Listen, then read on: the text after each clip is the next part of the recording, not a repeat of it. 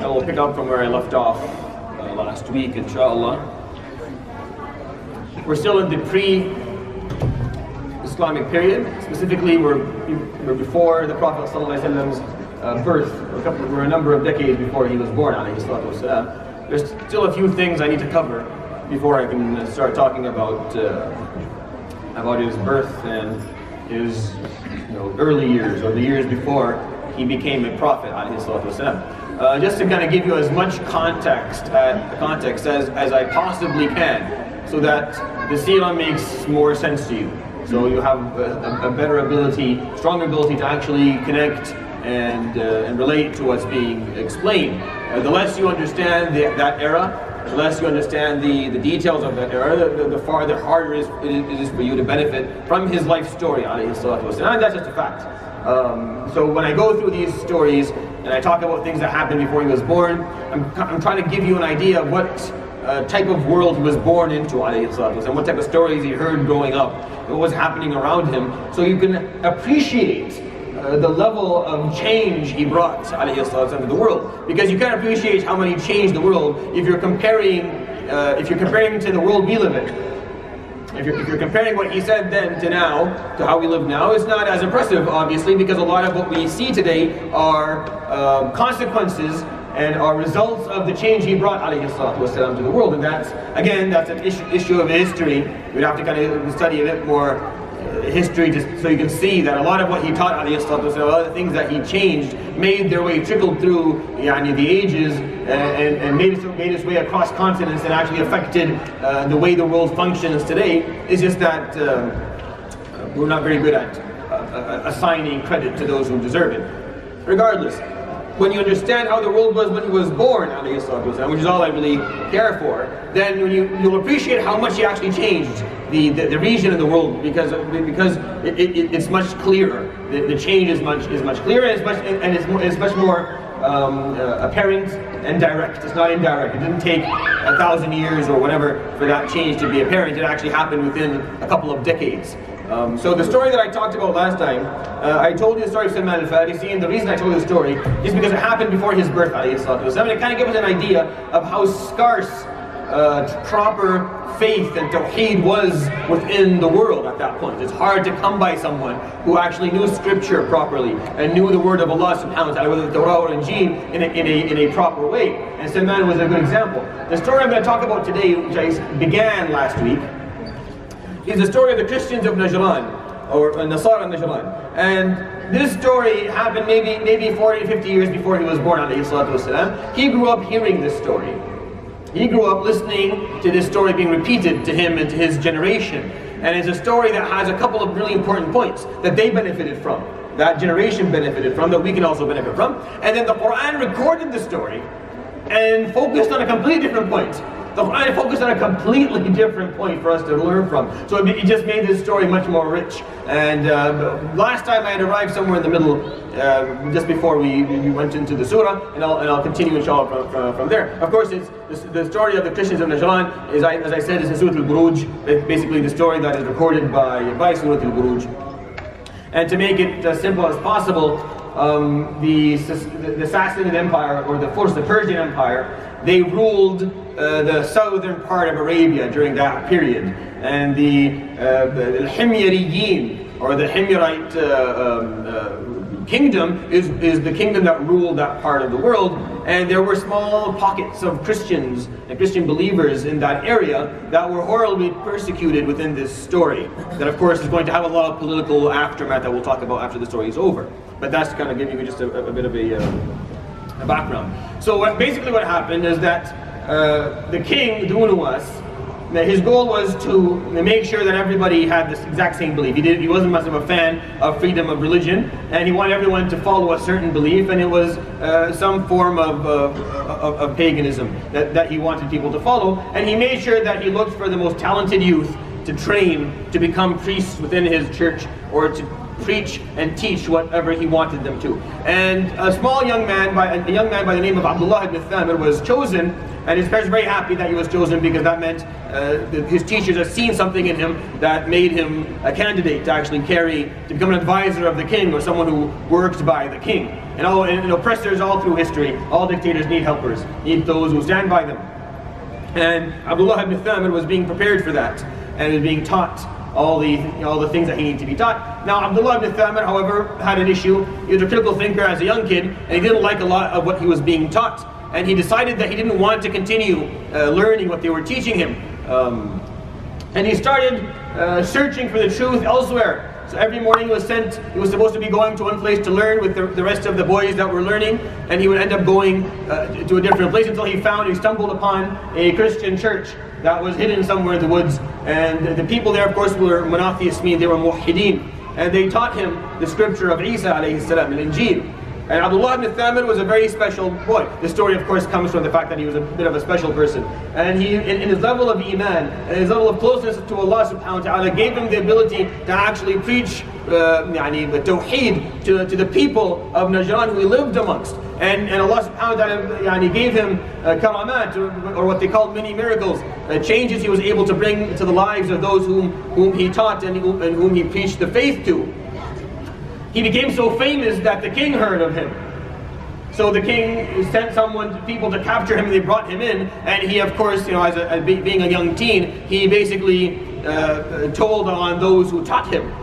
And those people were brought. And that's where I kind of left off the story last time. Now, it's an interesting part of the story is that it's a person who was teaching Abdullah Ibn Althamir, because we have recorded that this man told his student, his pupil, he told him, I'm not someone who has the strength to endure any form of pressure. So please don't tell anyone about me. Even if at some point you're captured, please do not give out my name. I don't have the ability to endure any difficulties. He is someone who had seen oppression, and instead of standing his ground and speaking and saying the truth, he just decided to seclude himself. Right? In his heart, he felt that he had made a mistake. A lot of people do that. At a moment of truth and difficulty, they decide to take a step back and not interfere. Later on, they live to regret it. This man, he felt scared. He was scared of physical difficulties. He was scared of torture, basically. And he felt like he wasn't strong enough, so he went into seclusion. And he told his pupil, please, I'll teach you, but don't tell anyone about me. I'm not strong enough.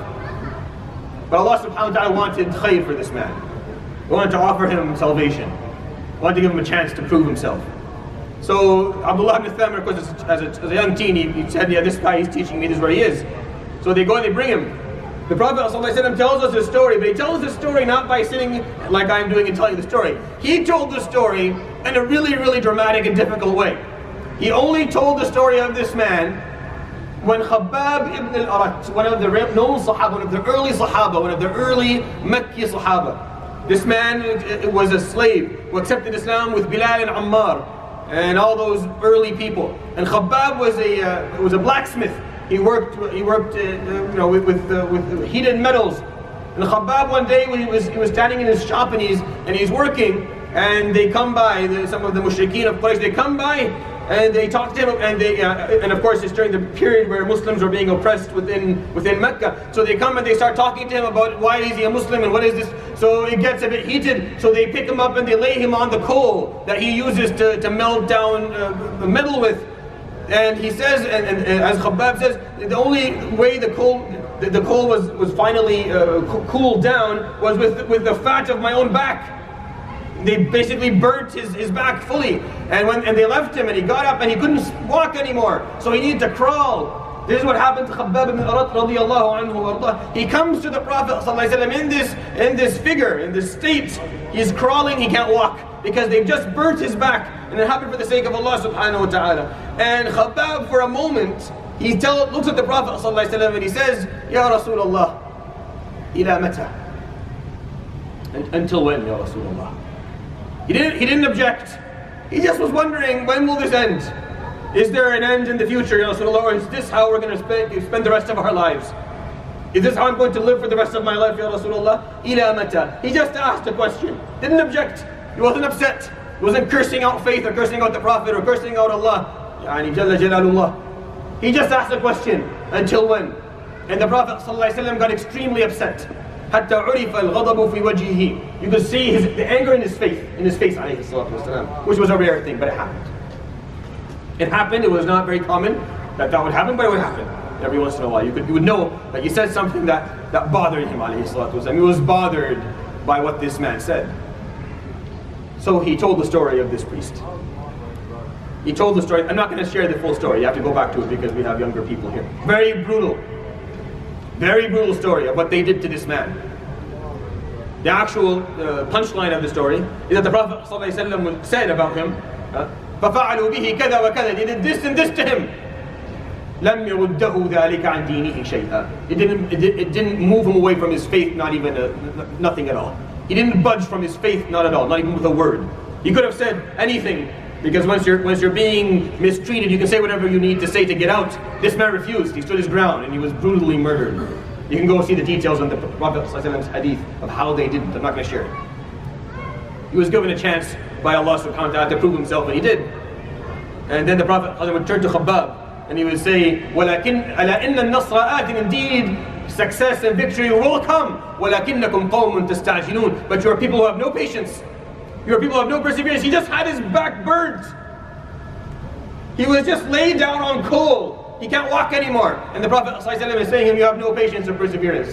What are you talking about? What would he say about us? I don't know. I don't know what he would tell me when I complain or I vent about something. If this man couldn't move anymore. By the way, Khabab would never walk straight again. It's not like he would make a full recovery. He would never walk fully straight ever again. He would never be able to do it again for the rest of his life. And the Prophet ﷺ is saying, it will come. Well, you have no patience. Look at this man. Look what happened to the man. And he talked about the priest of Surat Al Najran. In a long story that I don't care to share in the details because we have questions about its authenticity and it's not that important. The Quran wasn't interested in actually recording it. Is that Abdullah Ibn Althamir and the king would have a couple of incidents where they would talk back and forth. And the king would try. Now, of course, for the king, he can't execute a child. It doesn't look very good in front of the public eye. In the public eye, you can't really execute a kid.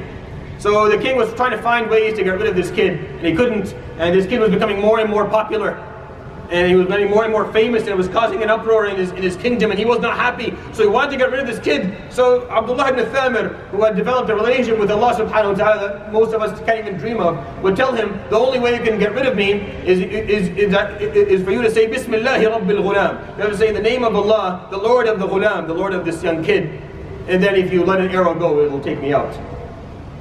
So the king tried other ways and it didn't work out, and he finally did that one. And the kid died. The Quran didn't record any of this. Everything I told you, the Quran didn't record. So if you choose not to believe it, I am totally fine with that. The Quran was not interested in any of these details. The Quran tells the story from this point forward. From the point I'm starting right now. That's what the Quran is interested in. Everything before is just whatever the history books tell us. We're not 100% sure. But from that moment forward, the people of Najran decided that they wanted their religious freedoms. And they wanted the ability to believe in Allah subhanahu wa ta'ala, and they were motivated, inspired by the courage of these two people, by the priest and this young man. They were so inspired that they declared tawheed. And it happened, it was like a domino effect. One person, two person, 100 people, 1,000 people, the numbers went up and up and up, and the king couldn't stand for it. So what did he do? He had his soldiers dig a trench.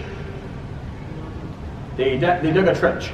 It's like the one that happened for Khandaq, the actual battle itself. A huge trench. And they stuffed it with wood.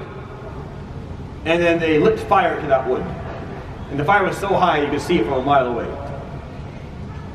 And they kept on feeding that fire with wood, keeping it kindled, telling the believers whom they captured one by one that either they leave their deen, they leave tawheed, they leave their freedom of faith, or they will be thrown into that fire. Not after they've been executed, but prior to. So alive, one of the most horrific images you can ever imagine. May Allah subhanahu wa ta'ala protect everybody here, inshallah. Alhamdulillah, we're not living in an era where this is the type of sacrifice that we're asked to offer. The sacrifice that we're asked to offer is much more simple.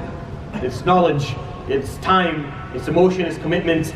Things that are much easier for you to offer than than putting up with this, being told that that's your fate, that's what's awaiting you. So when you read the surah, وَالسَّمَاءِ ذَاتِ الْبُرُوجِ وَالْيَوْمِ الْمَوْعُودِ وَشَاهِدٍ وَمَشْهُودٍ. Allah subhanahu wa ta'ala takes to know, this is, I swear by the sky, the cosmos, ذَاتِ الْبُرُوجِ, with the constellations. Buruj means something that's higher, that has another part that's higher on top of it. So Buruj means something high. ذَاتِ الْبُرُوجِ means this cosmos have one layer above the other. And he is opposing subhanahu wa ta'ala the depth of the trench. You will dig the trench down and they will ascend up into my buruj. As you can, the deeper you dig it, the higher they will go. وَالسَّمَاءِ ذَاتِ الْبُرُوجِ وَالْيَوْمِ الْمَوْعُودِ. And he would take an oath subhanahu wa ta'ala by either Yawm al-Qiyamah, the promised day, which is either Yawm al-Qiyamah or the day that the king promised that he would finally punish these people and burn them. Either way, the tafsir is acceptable. And then he made an oath that we don't have another example in the Quran for.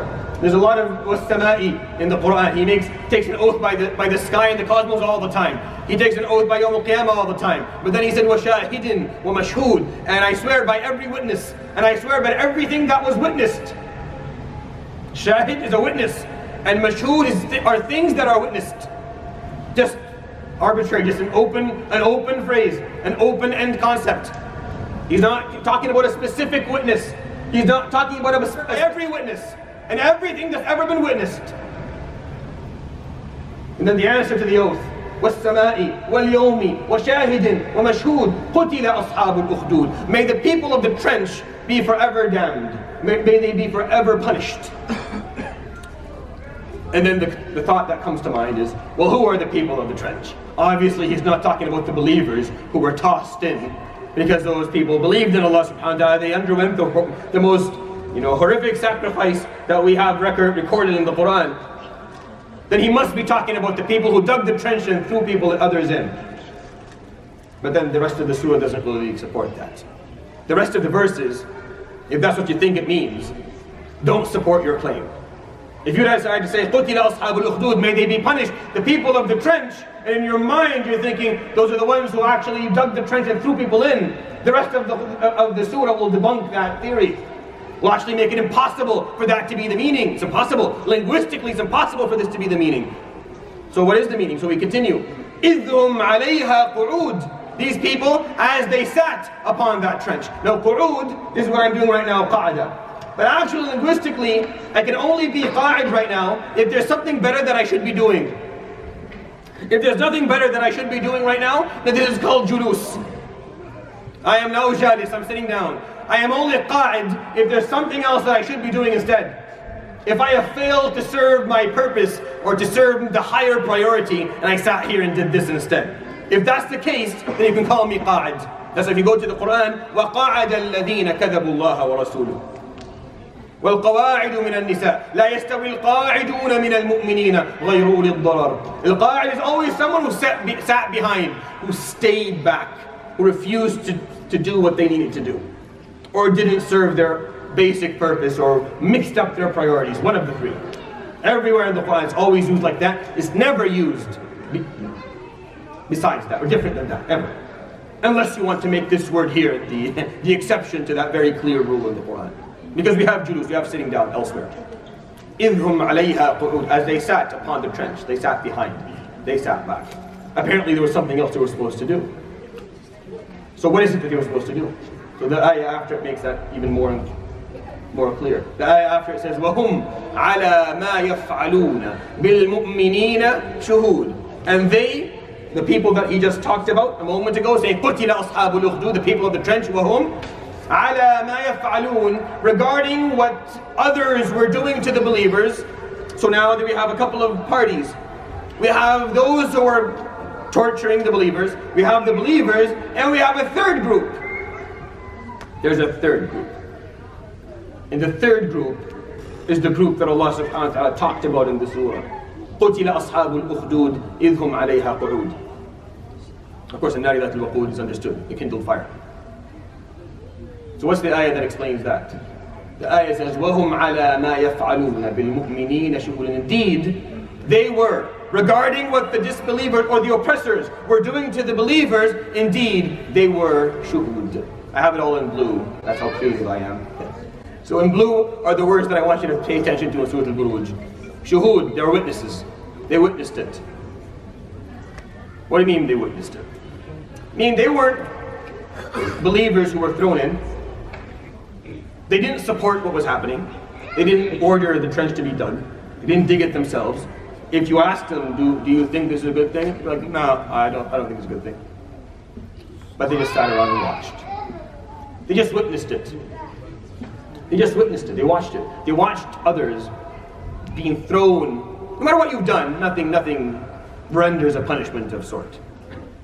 Someone to be thrown into fire. The stories are brutal. I'm not going to share the details. They're very difficult to listen to. Men, women, children, elderly, everyone thrown into this fire, alive for no good reason. وَهُمْ عَلَى مَا يَفْعَلُونَ بِالْمُؤْمِنِينَ شُهُودٌ. And these people, أصحاب الأخدود, that Allah subhanahu wa ta'ala said, قُتِلَ, may they be punished, they sat down and they witnessed this. And they didn't do anything. They didn't do anything. They just watched. You could have said very easily, yeah, I didn't do it. Yeah, I know you didn't do it. You see, what I fear for you, al-Qiyamah, is that you come and you talk to Allah subhanahu wa ta'ala, and you see the fire, you get really scared, and you say, Ya Rabb, I didn't do anything! And He tells you that's exactly the problem. That is precisely the problem. You didn't do anything. You didn't do anything. Why didn't you do anything? Did you not observe oppression? Did you not see persecution? Were you not around for it? Did you not see people being mistreated and treated unjustly? Yes, I did, Ya Rabb. But I didn't do anything. I know, that's my point. Are you listening? Are you listening to what I'm saying? That's the problem. Why didn't you do anything? And of course, it'll take you a few minutes until it hits you. You didn't read Surat Al-Buruj apparently. You didn't read Surat Al-Buruj at some point in your life and you didn't understand what he was talking about. Not doing anything is a choice as well. Just sitting around and watching, that's a choice. You can choose to do that. It doesn't mean that you don't accept that I'm going to give you an example. You don't accept that in your own life. You walk into a room when you have two children, an older and a younger, right? And the bedroom is completely destroyed, right? And it's the young kid who's making all the problems. So what you do is you turn to the older person who did not do anything. You're just sitting there quietly on his bed, and you start yelling at this kid, and this kid looks at you and said, I didn't do anything. And you said, that's the problem. And you start punishing that person specifically. Why didn't you do anything? Why you didn't see your younger sibling trashing the room? You couldn't have done anything? And then that older, every single person here has done that or had that done to them once at least in their lives. Every person. None of us accept it. Now you're not okay with it. As a parent, you are completely not okay with that. If the sibling who could have made a difference, who could have stopped harm, didn't stop harm, you're not okay with it. You're going to walk in, you're going to punish them first.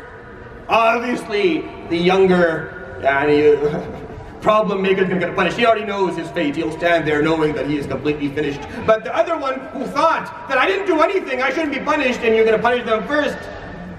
Because it's not okay to sit around and watch.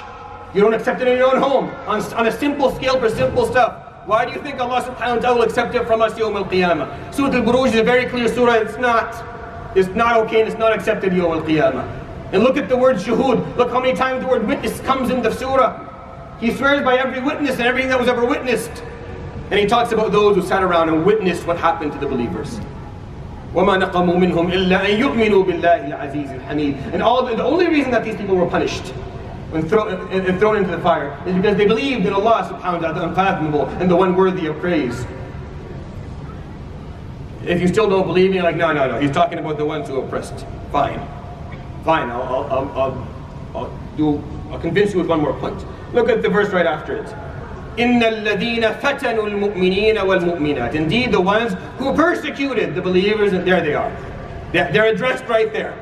They're addressed in their own verse. The ones who persecuted are going to be addressed as a different group. As a separate group, they're going to be called الَّذِينَ فَتَنُوا الْمُؤْمِنِينَ وَالْمُؤْمِنَاتِ. Just so you think that they're not being... No one's saying they're off the hook. Obviously, someone who throws someone else into a fire alive is going to be punished. That kind of goes without being said. But there's a full verse to make sure that you can rest assured they will be punished. Don't worry about it. But what about the other ones? What about that gray area? What about that 85 to 90% of people who don't really do specific bad things, but don't really care enough to actually stop them either? What about them? If you go read the surah slowly, because I may be going too quickly for you and you're not believing me. Read the surah slowly. قُتِلَ أَصْحَابُ الْأُخْدُودِ. May the people of the trench be punished. May they be punished and eternally damned. Why? What did they do? They sat around and watched. Sat around and watched. As الَّذِينَ فَتَنُوا الْمُؤْمِنِينَ وَالْمُؤْمِنَاتِ, as those who persecuted the believers, male and female. But the ayah says, ثُمَّ لَمْ يَتُوبُوا. But then they didn't repent. You see, even the person who actually committed the crime, even the person who committed the crime, who actually tossed someone alive into a fire, is being given here within this ayah an opportunity to repent. ثُمَّ لَمْ يَتُوبُوا. Indeed, the ones who persecuted the believers, male and female, and then failed after that to repent from that sin, فَلَهُمْ عَذَابُ جَهَنَّمَ وَلَهُمْ عَذَابُ الْحَرِيقِ. They will be punished يوم القيامة. But had they repented, I don't know how they would have done it, but had they repented, Allah subhanahu wa ta'ala would have accepted them. If that person had the opportunity to repent, then you don't think that the witness has an opportunity to repent? Of course. Of course, every person who is right now being negative in their lives, they're a bit oblivious. They're not really doing much. They don't really care to do much. They don't feel involved. They don't want to be involved. There's always the door of repentance. It's always open. If it's open for the actual person who persecuted and oppressed, it's not going to be open for you. And then after that gives us the fourth group. إِنَّ الَّذِينَ آمَنُوا وَعَمِلُوا الصَّالِحَاتِ لَهُمْ جَنَّاتٌ تَجْرِي مِنْ تَحْتِهَا الْأَنْهَارُ. Third group.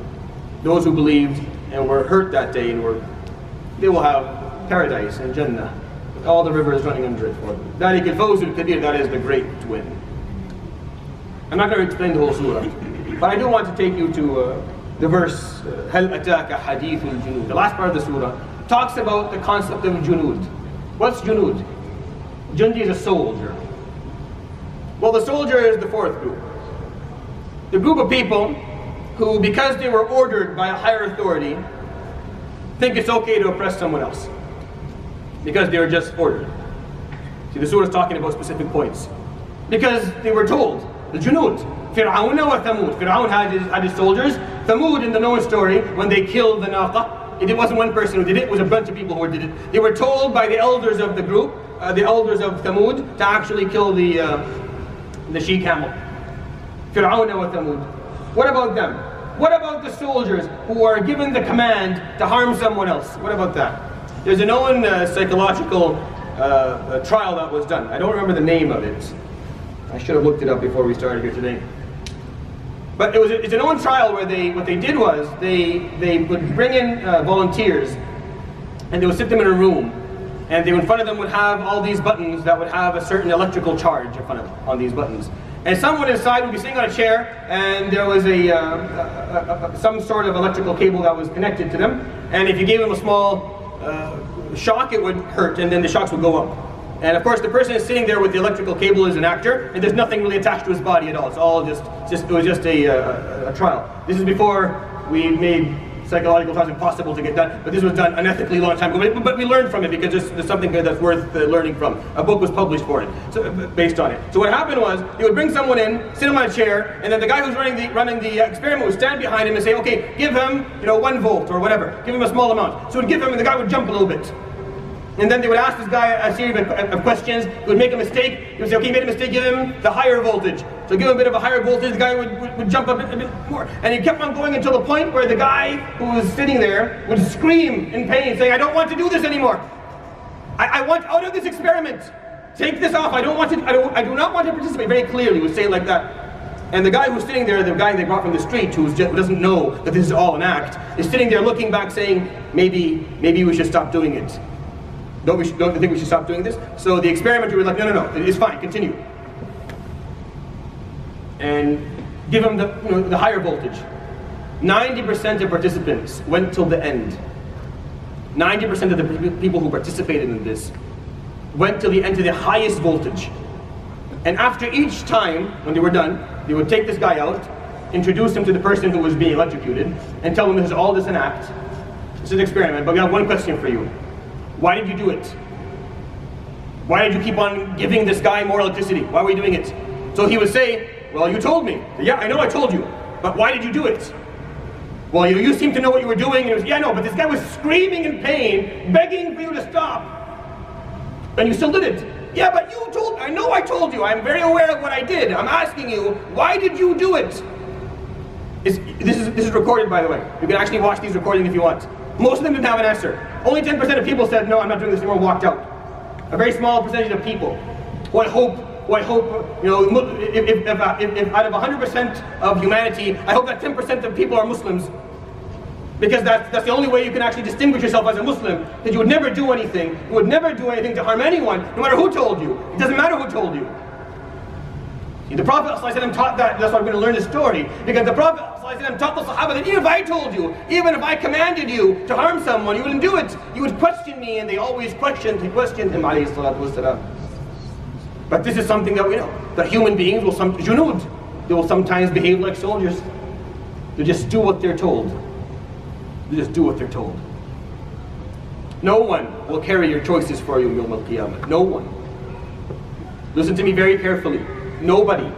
If you've been told otherwise, I would like to correct that piece of information. Nobody will carry any of your choices Yawm al-Qiyamah. Nobody. Not your parents, not your friends, not authority, no one. You will carry it alone. You'll stand in front of Allah alone. And you'll answer for your actions alone. And I believe, and this is my imagination running away with me, I believe that actually, this is what I think is going to happen, that there's going to be a paid angel. This is a job. And all he does is just stand there, and the moment you say, well, that person said or that person did, he's going to slap you on the head immediately. He said, look around, there's no one here but you. Why are you pointing at this person, that person? Do you not see that you're standing and speaking to Allah alone? Why are you blaming others? I believe there's going to be one of the malaika just standing, that's his job. That's his paid job. He just stands there and reminds you that stop blaming others, because as you can see, we didn't bring anyone with you. We brought you alone, and you're standing here and speaking to Allah subhanahu wa ta'ala alone. You're going to be held accountable alone. So make sure whenever you make a choice, you take time to think about it. Really long and hard. Because you're going to carry that choice for the rest of your life, and you're going to carry it Yawm al-Qiyamah alone, fully accountable for it. Which actually makes the sense of why we're alive, and it really explains what it means to be a Muslim. I can't carry your choices for you. You can't carry my choices for me. I have to take care of me, you have to take care of you. The beauty of it is that if I help you and you help me, we end up actually benefiting each other Yawm al-Qiyamah. It's a bit rigged. Allah subhanahu wa ta'ala rigged it in our favor. We can't carry each other's choices, but if I help you out, we both get ajr. If you help me out, we both get ajr. So there's actually a way, there's a loophole in the system for all of us to get ajr all the time. To get rewarded all the time. It's just how He rigged it, subhanahu wa ta'ala. He wanted to put it in our favor. He wanted to make sure that there was some way for everyone to benefit. But at the end, you will carry your choices alone. هل أتاك حديث الجنود فرعون وثمود. Did you hear about the story of the other soldiers of Fir'aun and the soldiers of Thamud? They don't benefit. Yawm al-Qiyamah, they come and they're punished. Imam Ahmad ibn Hanbal was taken to jail during his known lashed by the man in the prison. He turns to this man in the prison, he's lashing him and telling him, "Well, Imam, I love you. I have no choice. I'm doing this because I was commanded, but I love you, Ya Imam. I have a question for you. Tell me, am I one of the helpers of the oppressors?" So the Imam looks at him and says, "Don't worry, no, you're not one of the helpers of the oppressors. You are one of the oppressors. Don't worry, you're not one of the helpers. You're an oppressor. What are you talking about? Whatever you do, either you do because you believe it's the right thing or you don't do it. I know you have in your mind now maybe 10 different examples that you want to say, no, but you're wrong. No, but I'm right. Whatever examples you have are wrong. At no point are you ever able to throw the blame for what you did upon someone else Yawm al-Qiyamah. This is one of the maxims of Islam. This is one of the basic rules of being a Muslim. Unless you've lost your mind, meaning you are not fully, your cognition is not full at that moment. You didn't know what you did. Whatever you choose, whatever you do consciously, you carry Yawm al-Qiyamah. If someone commands you to harm someone else, and they hold a gun to your head, what's the worst that's going to happen? Well, I die. Okay. Then that's what happens. You don't harm someone else to save yourself. That's not how it works. That's not how it's done in the deen. Because we believe in Allah, we believe in the hereafter, we believe in accountability Yawm al-Qiyamah. I know this is a heavy thing. We won't cross that red line of human harm, ever. We can't even sit down and watch. Isn't that what the surah is saying? We can't even sit down and witness it. We can't witness and say we have no hand in this. We did nothing to cause any of this. We did not participate in any way. We can't even do that. Forget about actually participating because you think you had no choice, but everyone had a choice. Witnessing something is not okay. This story, that's the element the Quran taught us, by the way. The Prophet ﷺ's generation grew up with a different aspect of it as well. They grew up with the story of this brave group of people in Najran who stood for freedom of religion and gave their lives to be free. So alayhi salatu wasalam is growing up hearing this story of bravery, this story of courage, this story of freedom. And it affected him, alayhi salatu wasalam, and his generation quite heavily. That's how you're supposed to be. When you believe in something, you stand by it till the end. You don't run away, you don't turn your back, and you do what needs to be done. The Prophet ﷺ, another thing he learned ﷺ from this, not just him, but also the generation that grew up, that faith without strength is a lost cause. Faith without unity and strength. You see, is the outcome of this story for the believers a good outcome? Some may wrongfully argue that they were shuhada. They all like ذَلِكَ الْفَوْزُ الْكَبِيرُ. The ayah is saying it. Yeah, but that wasn't a good outcome. No one hopes for that outcome. No one's hoping that they lose their life and that others lose their life in an oppressed state. No one's hoping for that. And if you're hoping for that, you've got this all wrong. That's not something to be celebrated. We don't celebrate those who pass away in a state of persecution and oppression. We don't celebrate them. We don't. There's no reason. It is completely unethical and it's rude to celebrate that. When someone dies in a state where they're being persecuted and oppressed, that's a moment to mourn. That's a moment to revise our own lives and what we've done and where we stand. We don't celebrate. It's very hurtful to the families of those who lost their loved ones. It's very hurtful when they see others celebrating that. Oh, but he's a shaheed. I know she knows what he is, but he's not alive anymore. That's more important at this point. You don't celebrate that. This is not something that was celebrated. And the Prophet ﷺ learned that, yeah, without strength, without unity, then faith will fall. That's the outcome. It's not a good outcome. So two lessons the Prophet ﷺ and his generation picked up from this story. This story, imagine this happened, and imagine a full generation of people being told this story as kids all the time. One of the most famous incidents ever that happened in Arabia just before the Prophet ﷺ was born.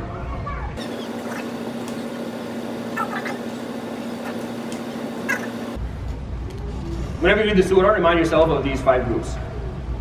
These are the 5 groups that exist. They're the oppressed. You're not supposed to be trying to be amongst the oppressed. There are the oppressors.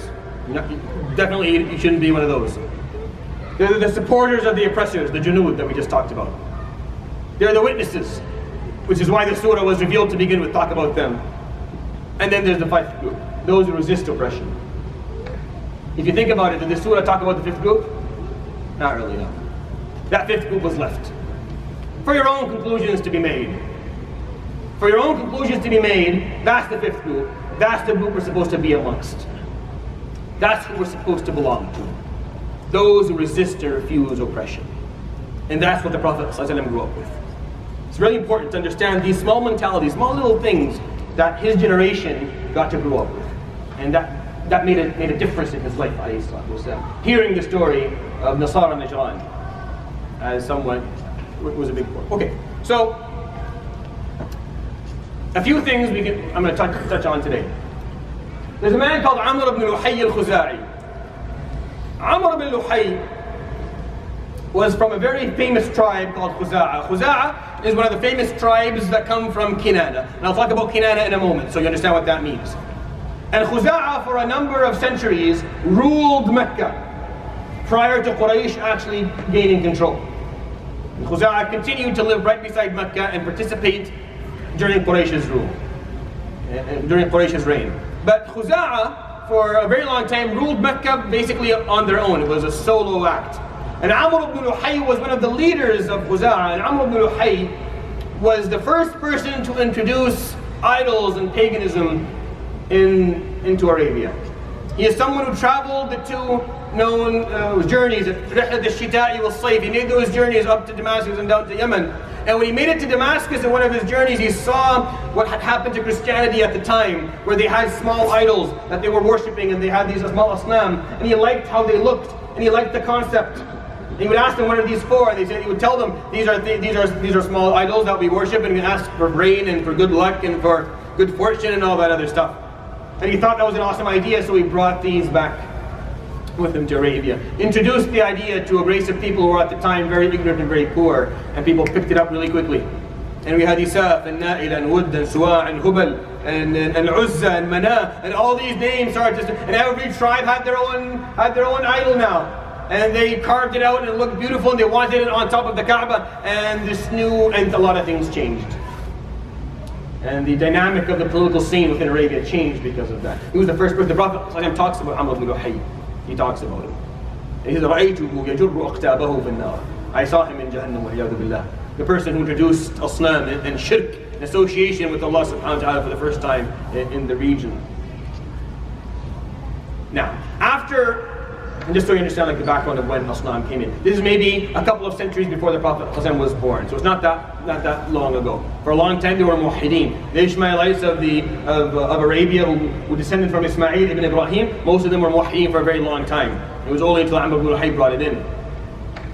After the incident of the Christians of Najran, after they were brutally treated like that, the Byzantine Empire, because the Byzantine Empire, the Roman Empire, were Christians, they asked their allies in the region to move in and try to overtake Yemen as an act to avenge the people who were killed. Of course, they're using faith as the reason, but it's all political. It's all gaining control over Arabia. No one cared about Arabia enough to actually come in and colonize it. They just wanted to gain strength or gain some strategic points for themselves. So just getting control, really. It's not actually ruling the area, because there's really nothing there. There were no resources. Little did they know what was actually brewing under the sand, only a couple of meters. But they didn't know that there was anything there that was worth actually colonizing the area and taking it. So they just wanted to gain control. So the Byzantine Empire asked the kingdom of Aksum, which is what today is known as Ethiopia. And they were Christians, they had been Christians for a very long time. So they asked them to go to Yemen and to fight the Himyarite kingdom, which were the allies of the Persian Empire. I know this may sound a bit confusing, but it's important to understand what happened. So the Himyarite Empire, which are Arabs, but they were allies with the Persians, had the kingdom of Aksum, the Ethiopians, start a war with them. So the Ethiopians, they come through that small closing at the end of the Red Sea, and they cross it, and a war that goes on for a couple of decades, which leads to the kingdom of Aksum taking over Yemen, and taking over what the Himyarite kingdom ruled for a long time.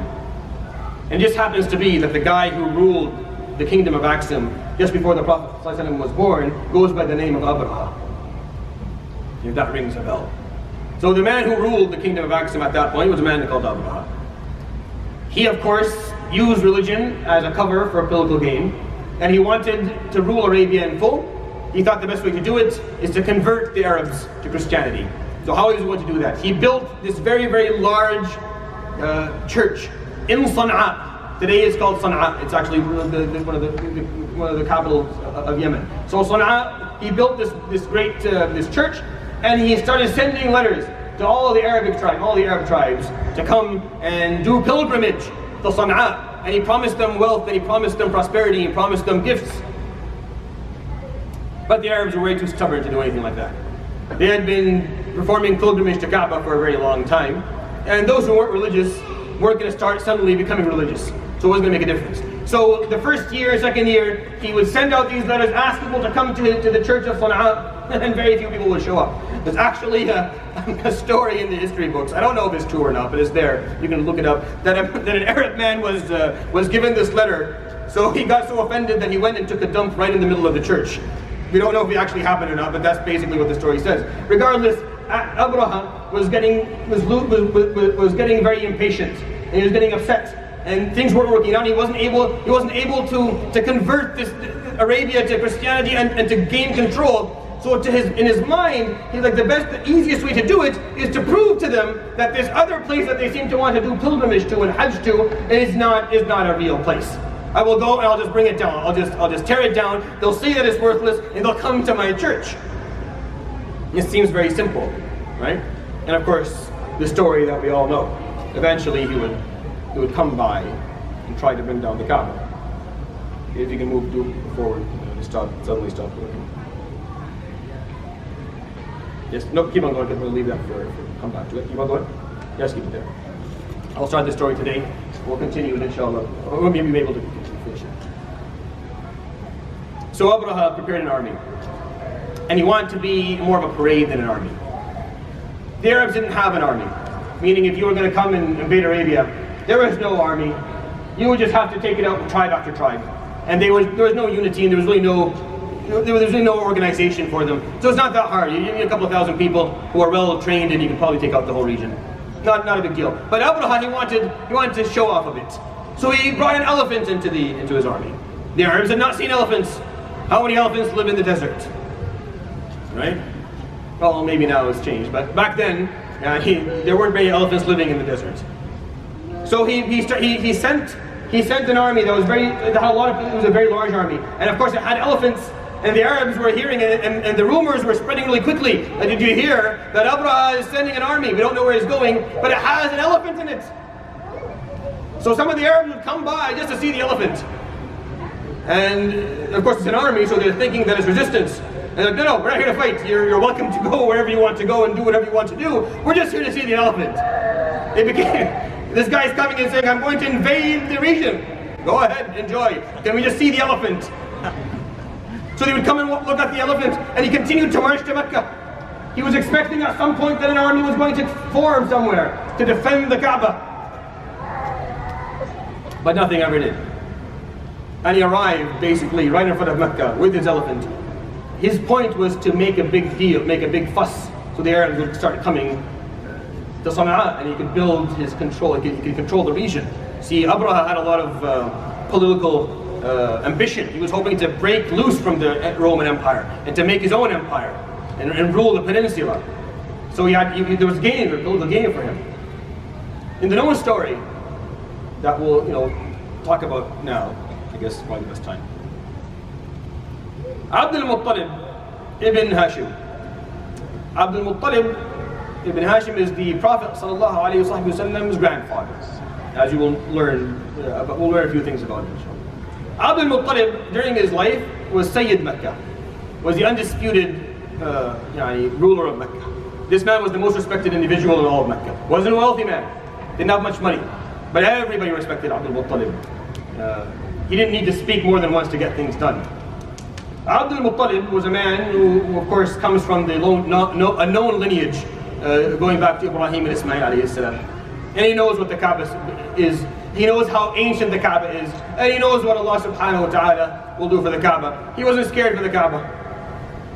Abdul Muttalib would come and speak to Abraha, because Abraha was waiting for at least some representative of the city to come and speak with him, because no one was coming, so Abdul Muttalib would come in. The story goes that Abraha, when he was sitting, he saw Abdul Muttalib coming from afar. And Abdul Muttalib was a tall man, he was a strong man, he had haiba. When you would see him, you would have this generated, just genuine respect for him. The moment you saw him, you would respect this individual. The way he looked and the way he would carry himself and the way he presented himself, Abdul Muttalib was a man of demanded respect. So when Abraha saw him coming from afar, he felt that he needed, so he got off his throne and he sat on the ground, on the chair, waiting for Abdul Muttalib to come in so he could meet him face to face on his level. He didn't want to meet Abdul Muttalib sitting up and Abdul Muttalib down. He didn't think it was proper. Abdul Muttalib looked to him as someone who deserved respect. So he meets him and he speaks to him and he's telling him, I'm here to destroy the Kaaba. So Abdul Muttalib smiles.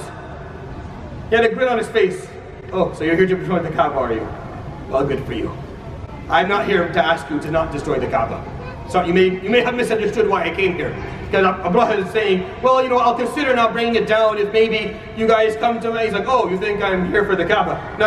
I'm not here for someone to protect it. I am the Lord of the camels, and your army stole my camels on the way here. I'm asking for my camels. I don't know what's going to happen to you, but I want my camels to be there when it happens. If it's okay, can I take my camels out? يقول أبرهة فسقط من عيني. He told him, I respected you when you came in initially, and now you're talking to me about camels, and I'm telling you I'm here to destroy your Kaaba. You're asking me for a couple of some livestock. And Abu Talib continues to smile and says, if it's okay, just please give me back my camels. So he's like, fine, take your camels. So he goes and he takes his camels and he walks away. And he goes into the mountains, the same place he had ordered all the people of Mecca to leave. So go sit in the mountains and wait in the mountains. And then Surah Al Fil happens, basically. Right? ألم ترى كيف فعل ربك بأصحاب الفيل ألم يجعل كيدهم في تضليل وأرسل عليهم طيرا أبابيل ترميهم بحجارة من سجيل فجعلهم كعصف مأكول. This is a surah that we all memorize, maybe 4 or 5, at least I hope. And this surah, you read and it's easy. Sometimes you'll use it during your prayers if you're reading it out loud because it's quick and it doesn't take too much time. But the actual message of the surah is extremely profound, and I hope I can relate today to you. It's really important to understand what this surah is talking about.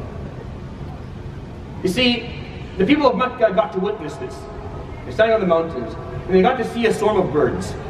Type of birds, ababil. What does ababil mean? I really don't know. No one really knows. You can go to the books of tafsir, and they'll give you all these different explanations and translations, and that's all fine. But really, you really don't know exactly what the word means. So apparently it's something that was foreign to whatever was being observed at that time. The people who were observing it, it was foreign to them. Birds they had not seen before. Now, how many of you have seen birds or a swarm of birds and thought to yourselves, oh my God, death and destruction? And when was the last time you saw birds and then you thought, oh my God, I should take cover and protect my family because we're all going to die? You see birds, you take out the phone, you take a selfie. You see birds, you call someone, you have no idea how beautiful this is. No one sees birds and thinks of anything that has to do with harm whatsoever. Correct? You agree with that? You don't see birds and think of death. Not going to happen. I'm pretty sure the army of Abraha, if they had phones at that time, they'd all be taking pictures. But they didn't. They stood there and saw, mashallah, look beautiful. Look at all these birds. Within a few hours, they're all dead. The details of how that happened, I don't know. You can read the surah. We don't know exactly how it happened, but they died. Everybody. No one was standing. The only living thing was the elephant. It was all the only thing left, and the elephant died years later. Everyone else on that day died. Everybody. The people of Mecca watched this.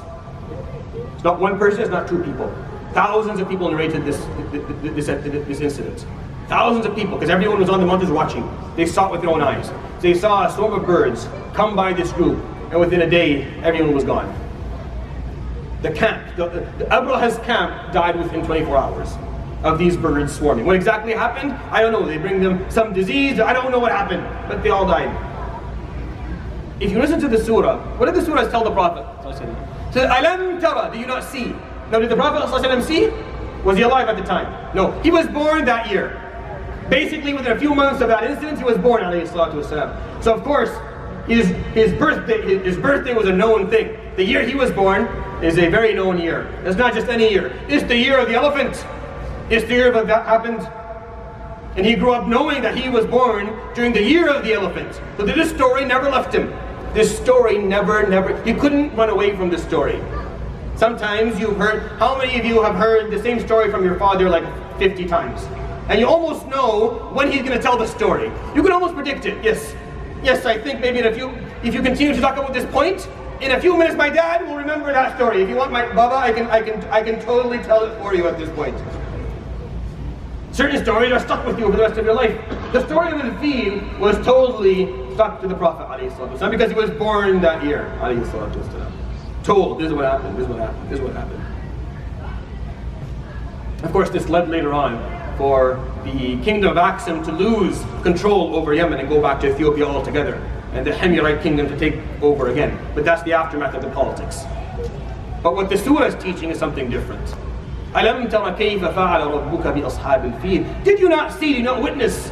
Of course, we didn't see it with your eyes, but 1,000 people in your country did, so it's the same thing. You know what happened. Did you see how he did it? How he did it. كَيْفَ, how he did it. Did he not take all their plotting and send it and make it useless and worthless? كَيْدَهُمْ, the plotting that they did, was rendered useless. Did he not do that, subhanahu wa ta'ala? Yeah, he did. How many of you start a conversation by saying, did you not see this? If I'm going to come and talk to you after the salah, chances are I'm not going to start the conversation like that. Usually, when I'm telling you or you're telling me, did you not observe this? That's somewhere in mid-conversation. Something else has been said a few minutes ago. We must have been conversing prior to this. It's impossible that when I start speaking to you, I start speaking to you like that. You understand what I'm trying to say linguistically? This is the beginning of a surah, it's not the middle of a surah. Bismillahir Rahmanir Rahim. Alam tara, did you not see? Hold on. Why are you upset? Why are you using the negative tone? Did you not see? I never said I didn't see. Why? No, something else was being said. There is something that's deleted and missing. Not that the Prophet didn't teach us. No, there's a part that you're supposed to just figure out on your own. There's a part of the surah that comes before the first verse that you're supposed to be able to imagine. Let me give you a scenario. You're standing there, and you're seeing all the destruction happening in front of you. You see oppression, you see pain, you see agony. You see people who are miserable. You see people who are hungry. You see people who are sick.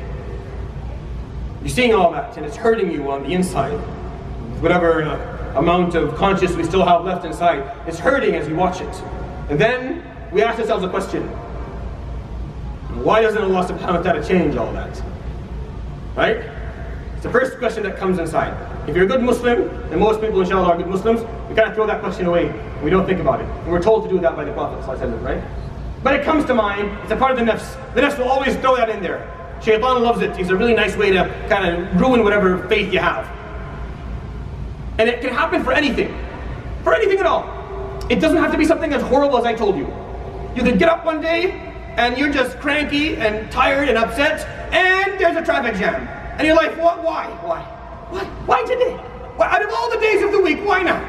I'm tired, I didn't sleep all night, and you're thinking that if he wanted to, he could have just made this open for me, subhanahu wa ta'ala, but he didn't. It happens inside, it happens a lot. Don't act like I'm the only one who thinks these things. Everyone here thinks these things, it happens. It's just as a good Muslim, you get rid of them quickly. As a good Muslim, you say, no, that's not. Jalla Jalalullah. Subhanallah, Alhamdulillah. You say the words that you know are truthful, and you get rid of these horrible ideas of shaitan and nafs. But they come, they're there, they're a part of who we are. The nafs runs them out. Surat Al Fil is answering it. That's why it starts mid-conversation. The surah is not going to say, by the way, when you ask that question, here's your answer. No. The surah just begins mid-conversation. You're asking, why didn't Allah do this? And why didn't Allah do that? Why didn't He change this? And why didn't He stop that? And why didn't He fix this? And why didn't that happen for me? Why did that happen to him? And why did that happen to her? Why? Did you not see what Allah subhanahu wa ta'ala did to the people of the elephant? Huh? Did you not see? Did you not see how we completely took their kaid, their plotting, and made it completely, rendered it useless? And what did He use for it? Birds. He used birds. Nice, our feathered covered, nice friends. The ones who chirp and make our mornings lovely. All the colors and all the beauty. With birds. He destroyed an army with birds. You're questioning whether He could do something or He couldn't do something. You're questioning Him, subhanahu wa ta'ala. You're asking, why did He do this? I destroyed an army with birds. Everyone saw it. I can do whatever I want, whenever I want. I take care of my kingdom.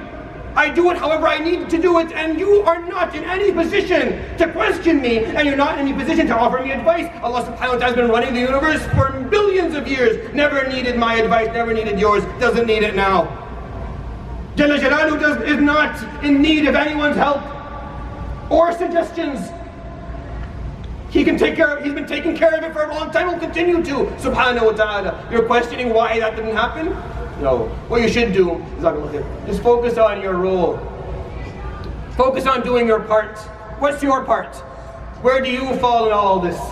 What's your piece of the puzzle? Where do you fit? What can you contribute? Go ahead. You're worrying why Allah did do this. No. Alam tara, did you not see? Did you not see what I did to the people of the field? That should end it. Subhanahu wa ta'ala can do whatever He wants, and as quick as that. It's as easy as taking out an army with a few birds. Very simple. Cost Him nothing, subhanahu wa ta'ala. The hand of God intervened. Very simple. A couple of birds. Chirp on your way there, and the army will end. So instead of wondering and questioning and turning towards Him with an objection and asking why that it happened, turn to yourself. Where was I? What could I have done? How could I have changed this? What could I have done better? Where is my role? What is my role? Focus in internally, not upwards. This surah, that's the only prayer. When you teach this surah to your kids, you teach this concept with it. That's all you're teaching them. He is capable of all, subhanahu wa ta'ala. It's simple. It's dead simple for him. Dead simple. You see? Tell the story. This is what happened. Rather, the focus should be on what we're supposed to do.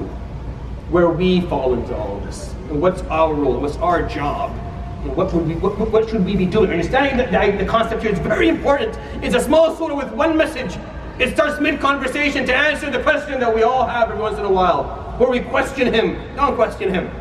He can do anything he wants. Question you. See what... Here's a piece of information that I'll share with you. The next time an army marches towards the Kaaba, there are no Tir Ababil next time.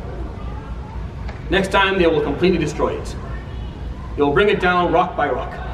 There's no Tir Ababil again. This would be the last time Allah subhanahu wa ta'ala would intervene historically to change history. Very important piece of information I just shared with you right now. This would be the last time that Allah subhanahu wa ta'ala, without the effort of man, would intervene to change history. You see, Asa Musa was an intervention. Musa stood there. Here's the ocean, and there's Fir'aun. He has nothing. No one's armed. There's not one sword in this group of people. And then he hits the ocean, and the unexpected and unexplainable happens. It changed history. Did it not change history? Changed history. Musa would live on, and so would Bani Israel. Examples of that are many. But after Al Fil, that's it, that's the last time. You don't need it anymore. You know he's capable, he doesn't have to prove that to you anymore, you know that. From now on, you intervene. That's why the next time the Muslims didn't listen, the Prophet ﷺ would fall into the hole, would break his tooth, would hurt his face, and Hamza would die, and Mus'ab would die, and Abdullah would die, and they all die. And they would lose the battle of Uhud and go home. The next time intervention would be needed, that's what was going to happen. And when they asked, where was the Malaika? Because they thought for a moment that the Malaika who came during Badr, maybe they were a miracle, just like the birds of the people of the elephant. And Allah would say, وَمَا جَعَلَهُ اللَّهُ إِلَّا بُشْرَى لَكُمْ. The whole concept of Malaika was just good news for you, to raise your morale. وَمَا النَّصْرُ إِلَّا مِنْ عِنْدِ اللَّهِ. However, victory only comes with the will of Allah subhanahu wa ta'ala when He sees you doing your job. When He sees you doing your job. You're not going to be successful just because you're Muslim. That's not a good enough reason. I know we would like to believe it, but it's just untrue. You want to be successful, you have to take the route of success. You have to commit yourself to success fully, all of us, all the time. And then Allah subhanahu wa ta'ala will grant it. It's not going to be granted to us just because we're Muslim, or just because this, or just because that. And that's the message basically of Surat Al Fil. Starts mid-conversation. It answers a question that quite often comes to mind. Now, it comes whether you like it or not. The higher you grow your iman, the less you ask the question. The higher your iman goes, the less that question comes to heart. The more you accept everything happening around you as tests and misfortunes as opportunities for you to prove yourself as someone who will be perseverant, as someone who will stand by the way of Allah subhanahu wa ta'ala and continue their life like that. That's all it means to you at that point. That's all it turns into at the end. But you have to understand the story. The Prophet ﷺ would grow up with those two stories. The stories of Al-Ukhdud and the story of Al Fil echoing in his mind all the time. Hearing all the details that I don't even know to share with you. And wouldn't matter that much to share with you. But he got to grow up listening to these stories of how Allah subhanahu wa ta'ala is capable of all. And how you need to stand by your freedom to believe, and that built up in his heart. So when he was finally given the opportunity to do that, he stood his ground, alayhi salatu wasalam, and so did the people with him. We're right out of time. Next time, what I'm going to do, I'm going to break down for you a little bit of the trivial atmosphere within Mecca. Explain to you what is Quraysh, who is Quraysh, what does Quraysh mean? Who are the people, what are the tribes that exist in Mecca? What are the alliances that exist in Mecca? Once you understand that, you will not, I'll be able to ask you, okay, so do you think this person will be an early believer or late believer? And you'll be right almost 90% of the time.